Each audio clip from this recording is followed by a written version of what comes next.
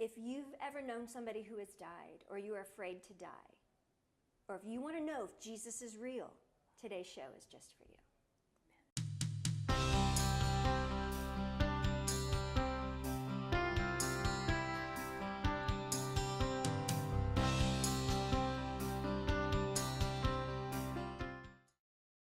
Thank you for coming back today. I have my guest, Cheryl, who is also my mom. She agreed to stay for another taping of another show, so this is kind of part two.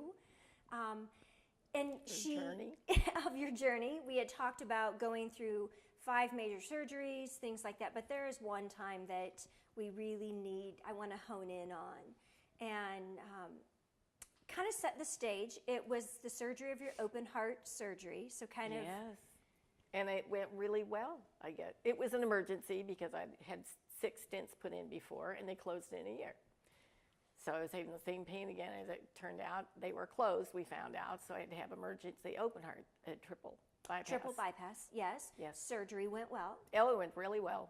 And they just sewed it up. I didn't have to have the wound back, which was horribly painful. Yes. So that was a blessing. I thank the Lord for that. And then we were coming along. Things were good. Mm-hmm. Now, this is where I need to share part of the story, because part of the story is what I saw from the outside. Yes. And when they brought you back to your room, you were in ICU. Mm-hmm. The minute we walked in, my sister Kelly and I walked into the room. The doctor was there. The doctor, well, Jesus was in the corner. Oh, yes. It was like, we walked in and I was like, it was a vision. Did I see a man standing in the corner? No, but the Lord opened my spiritual eyes and I saw that Jesus was in the corner. And we were very concerned. We didn't know if you were going to make it or not, just because you had had other surgeries. And when you have that many surgeries that quick together, there's an increased chance that you won't make it. Correct. And so... Mm-hmm. You were sedated for 2.5 days. And in that time, we would sing worship songs and pray over you and things like that. But there was a time then they were getting you off the ventilator.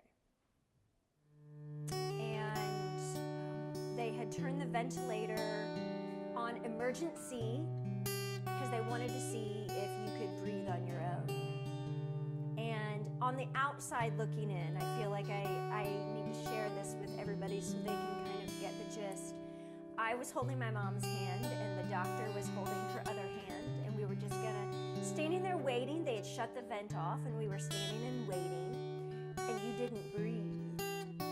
And I remember I kept saying, and the doctor kept, breathe. I was like, breathe, Mom, breathe. Breathe, Mom, breathe. And you wouldn't.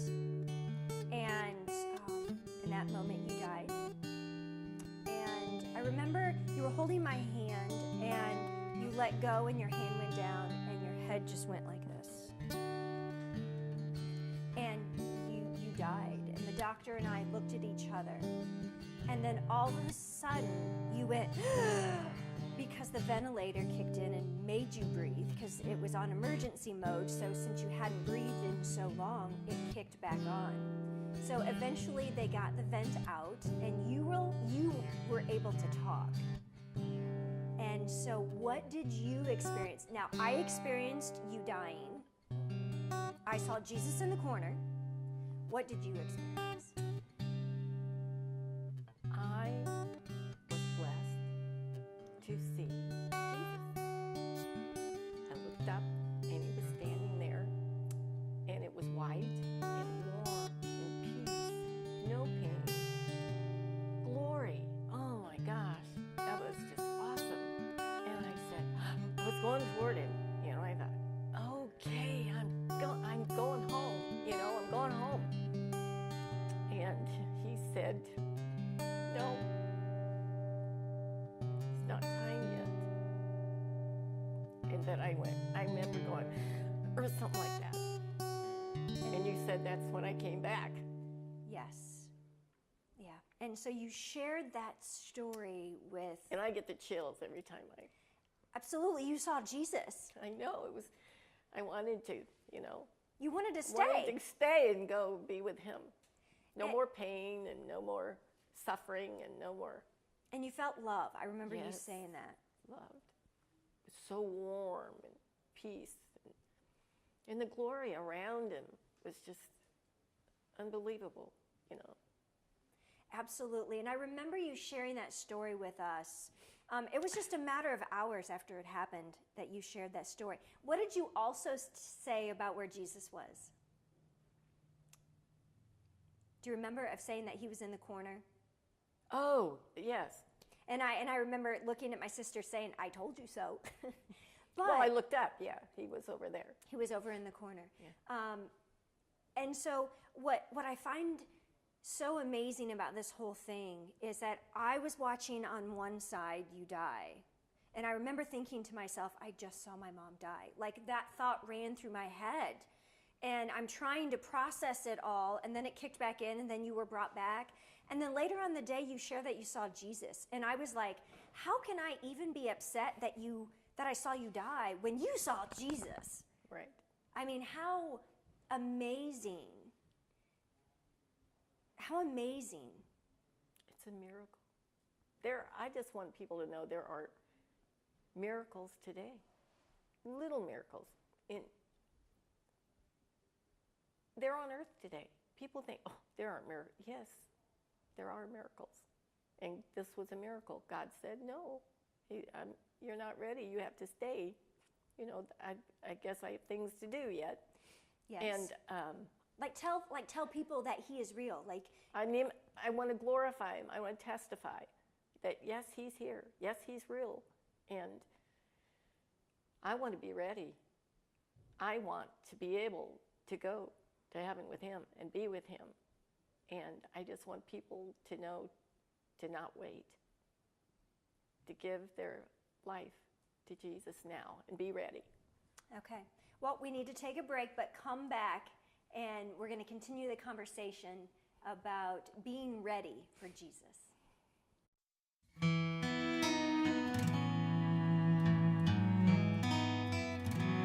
Has something you heard in the show today gripped your heart and you said, that's me, that's what I'm struggling with?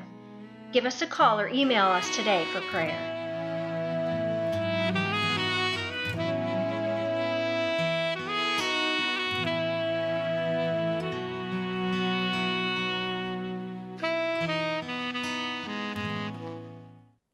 Welcome back. We are talking about when my mom saw Jesus. And what I saw on the outside and what she saw internally within. I just want to encourage you to maybe share, to encourage those who may be grieving, somebody who lost somebody, or those who maybe are in the process of dying and are afraid. What would you say? I don't think you need to be afraid at all. It's such a comfort. I mean, and he's there. He's just waiting for you, you know, and you don't need to be afraid. It was like glorious, you know, and I can't wait to. Now I know that it's wonderful, you know, and he's just so loving and, you know, and you said it was very warm, yes. like you, and I think just that love that it engulfs you. Absolutely. Yeah. Absolutely. And so if you just had somebody die and you know that they knew Jesus and you're grieving and you're wondering where they are or what's going on, I want you to hear her testimony, and I want you to hear that they're with Jesus. Amen. And what that is like. Now, I know that you said you didn't necessarily want to come back. And you shared with me that you heard me say, breathe, Mom, breathe. Mm-hmm. So if you've been talking to somebody who may be unconscious, you do hear. Yeah. You do hear it. You don't respond, but you hear it, you know, necessarily. You know, when they say people are in comas and stuff, they do hear. Your experience was that you heard. Yes. So what would you say to somebody who is going to visit somebody who may be in that state? What would you say? Oh, I would say just act natural. Talk to them. Tell them how much you love them. Tell them whatever you want to tell them, because I truly believe they can hear you. Read the Bible to them? Yes. Sing worship songs with them? Mm-hmm. I know that's... Pray. I know that's what I did also. Yes. And prayer is such comfort, and it's talking to Jesus, and that's what we have, a relationship. We have this internal, close relationship with Jesus, and there's nothing like it. And I would love to have that for everybody. Have that, where he's always holding you, always, Well, there were two sets of prints on the sand. What happened to one? He's carrying you when he needs to. You just always need to trust and obey, and trust and help other people and do good, and that's all he expects, So that kind of has become your life mission. Even though before you helped people, you were one of the most giving people I know. But now I think it has gone to another level. Yes. Tell me what happened when you shared last Sunday your testimony. Oh, I went to my church, and that I hadn't been to for a while because I was going with my other daughter to a different one, and they hadn't seen me for a long, and I was, of course, much different, 100 pounds less. And I told them about the experience, of all the surgeries and everything. And I told them that I died, and one of the girls has had some medical issues, and she was going through stuff. And she, by my testimony and saying, Jesus was there, and he said it's not time. I had chills, she had chills. I was testifying, glorifying him, that he can help her, and to trust in him. Always trust in him. And how did she respond to that? She said, "Thank you so much for letting me know. Tell me what happened in that." She said, "I feel so much better." See, we overcome by the blood of the Lamb and the word of our testimony. And that's why I love doing shows and interviewing people and talking about their experiences, because you seeing Jesus, yes, that was for you. But what you didn't realize was how many lives that was going to change, how many lives that brings strength to, how many lives that brings comfort to. Because I believe there's somebody watching right now, and your heart is grieving, and this testimony is bringing comfort to you. So what would you say to somebody that maybe kind of living their life like, I've got many years left and I don't have to give my heart to the Lord yet because I got many years to do that. I'll do that when I'm on my deathbed, but I want to live how I want to live right now. What would you say to them? Can you look in that camera and what would you say to them? I would say don't take the chance, because you go in for mine or something, or you could go out the door, you could go in the car, and I mean, you could die, and then you weren't ready, and then I want you to be in heaven. I do not want you to go to hell. Okay, so thank you for sharing your testimony, because I know sometimes people, did that really happen? What kind of state were you in? But I was present, and I knew Jesus was there.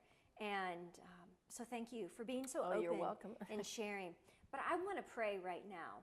And if you are watching this and you're like, I want to be a believer. I want to now give my heart to the Lord because I don't know, time is short and I want to do it. If that is you, I want you just to repeat this simple prayer, and then I want you to get involved in a local church and get into the Word. Say, Father, forgive me. I admit that I'm a sinner. I believe that Jesus died on the cross for my sins and rose again and is in heaven, and someday I can be in heaven with you because I believe. Amen. I confess that I'm a sinner and that I am nothing without you. I invite you into my heart. Lead my life. Well, if you just said that prayer, I want to hear from you. And I want to say the angels are rejoicing in heaven because you have made that decision.